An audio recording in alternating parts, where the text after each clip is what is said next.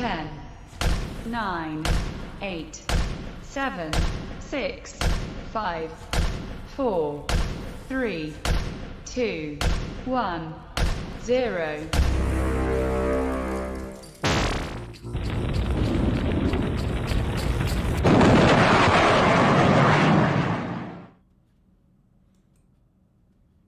Hello, everyone, and thank you for joining me. This is Michael Voss, the Dragon of the Southern Tier, and I'm happy to be with you. Actually, I'm sad today. As you may have noticed from the title of this podcast, I got it wrong, and I am sorry for that. And I want to explain exactly what that means. As anyone who's looked at the media recently knows, there is a rush to get the headline, to get the story out, to make the point, especially in political commentary, to be able to make the point. And there's a rush to that, to be the first one to do that.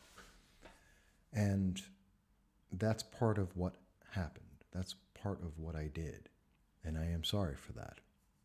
But I want to be completely clear on this, because very often you'll see when the media does that, they'll hide the story. They'll print the retraction in the back pages. They'll delete the item from the internet so no one could ever see it, and assume as if it never happened, that they never got it wrong. And they'll just walk past it and forget about it and keep going. And I don't believe in that. I berated many, many people for doing that. And they deserve it. And I deserve it as well. Because I got it wrong. And let me explain. Because on March 8th, I put out a podcast, which the title was Congressional Plagiarism. And in that article, I was talking about a phenomenon we see a lot. And it's been happening for decades. It happens to Republicans. It happens to Democrats, where a bill will come out and someone else will copy that bill, essentially. You see that currently. The example would be the no work, no pay bills. So if the government is shut down, or if the government is in a no budget, then Congress members are saying they should not get paid.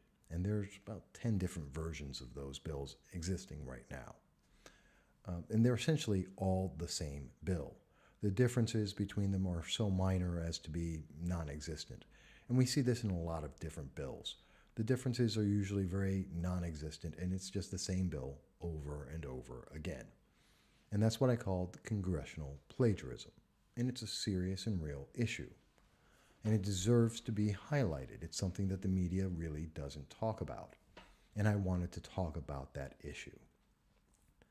And on March 8th, just before then, Anthony Brindisi, my congressman, Representative Anthony Brindisi of the 22nd District of New York, came out and put out his first bill, H.R. 1555.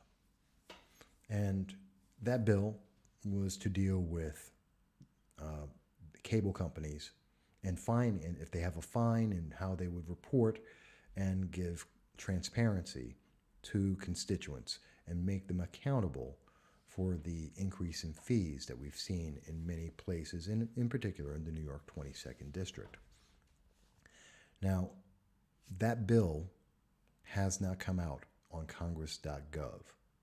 And I just checked it just before I did this podcast, and I can tell you it's not there. So there is no text of the bill. And I heard Anthony Brindisi, Representative Anthony Brindisi, on the radio at a talk radio station, WUTQ, and he was speaking about this bill, and he described it and what it would do. And I heard that description, and I looked into the bill as best I could, although it is not published. And I looked for that bill, and I saw some other bills that I was aware of that were very similar. In particular, Representative Anna Eshoo out of California in the 14th District. She has a Transparent Fees Act that she put out on February 14th. Now, they deal with many of the same issues, and they have some similarities to them, but they are not the same bill. But based on the description given by Representative Brindisi and me reading the bill by Representative Ishu, I jumped. I jumped too soon. I made a conclusion that doesn't exist. And I said that this was an example of the congressional plagiarism that I wanted to speak about. And I wanted to speak about it with my representative as a very clear example. And I'm sorry, because that's wrong. And I did a disservice to Representative Brindisi, to Representative Ishu, to the constituents, including myself, my colleagues in the news media, in particular WUTQ, and to you, my listeners, because I didn't have all the facts. And I know that I've spent 12 years making sure that I do get the facts so that I can make the conversation and the commentary that I do in every format. But this time I didn't. This time I went for the headline. I rushed the story to get the story out. And that's wrong. And that is absolutely point blank wrong. As a member of the press, I know better and should be held to a higher standard. And I like to believe I hold myself to a high standard. And for 12 years, I've maintained that standard. But I didn't on March 8th. I failed. I failed you. I failed myself. And I apologize for that. I am sorry. I am deeply, truly sorry. And I look at you and I want you to know I am wrong.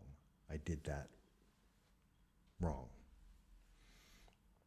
I'm not burying the story. I'm giving it the same headline that I gave.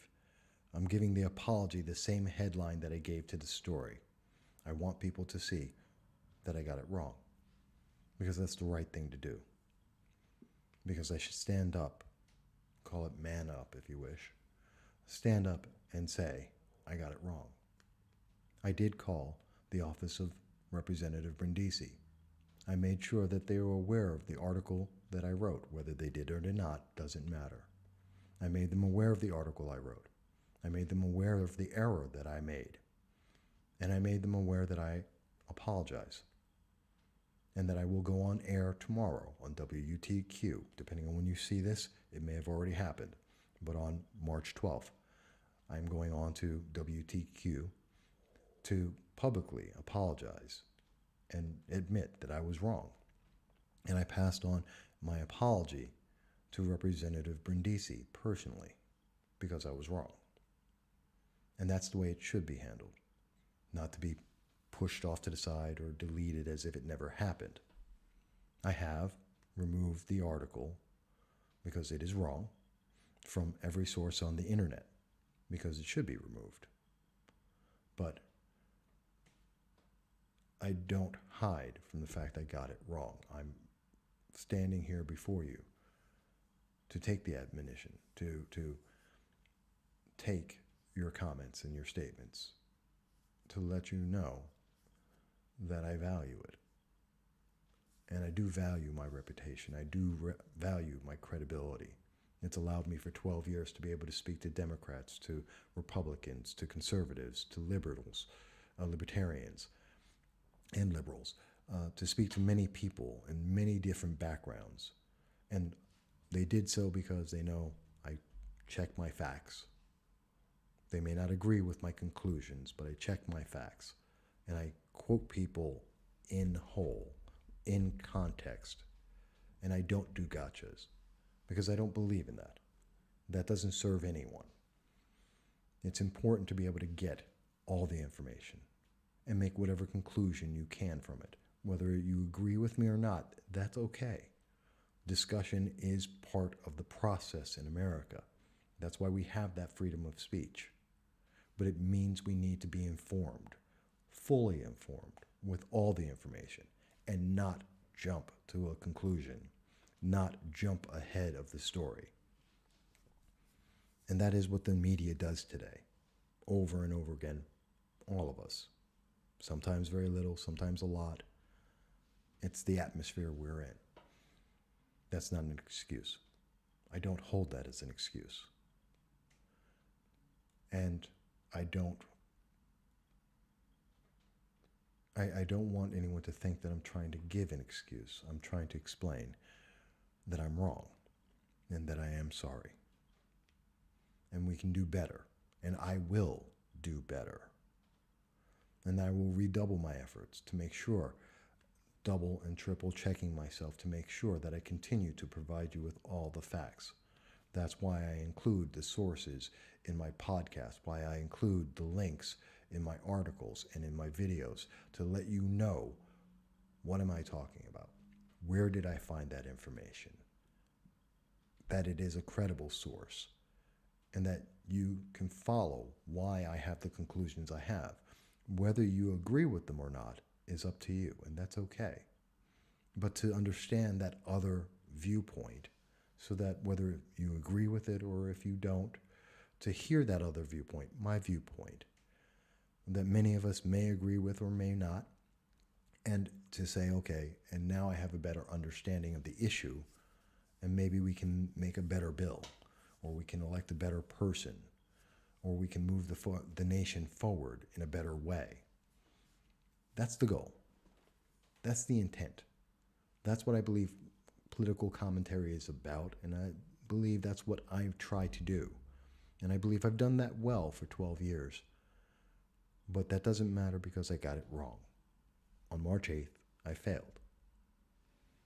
And I apologize for that. I am deeply and truly and absolutely sorry that I got it wrong, that I jumped ahead of the story, that I didn't get all the facts. Because I have now seen the draft of H.R. 1555, and I've already read and I reread H.R. 1220 by Congresswoman Issue. And again, they are similar, but it's not congressional plagiarism. It's not the example of what issue I was trying to make. And so I got it wrong.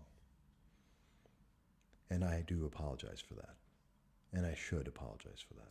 And I will try to do better. And I do hope that you can join me in the future as I continue to go forward, redoubling my efforts to make sure that I provide you the facts, all the facts that I make my conclusions from, and that those facts are correct and clear and credible. That's what I've built a reputation for. That's what I've built my credibility on. And that's what I will rebuild them on. Because I understand I have to start from the beginning again. I have to rebuild that credibility with you, with my colleagues, with candidates and with elected officials, with myself. And I will do that. I will do that every day and strive to be better, to do better,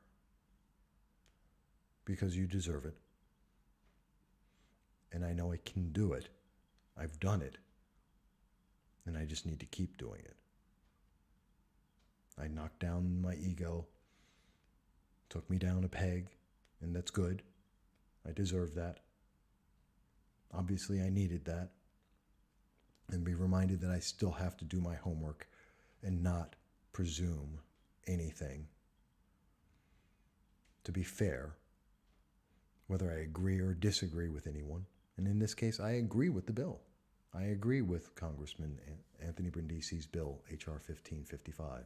I agree with Congresswoman Issue's bill, 1220. I think they will help the public.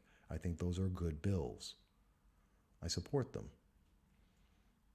Even worse, that I got it wrong and may have damaged those bills in any way. And I apologize for that. Because that's not what I'm here for. That's not what the job is.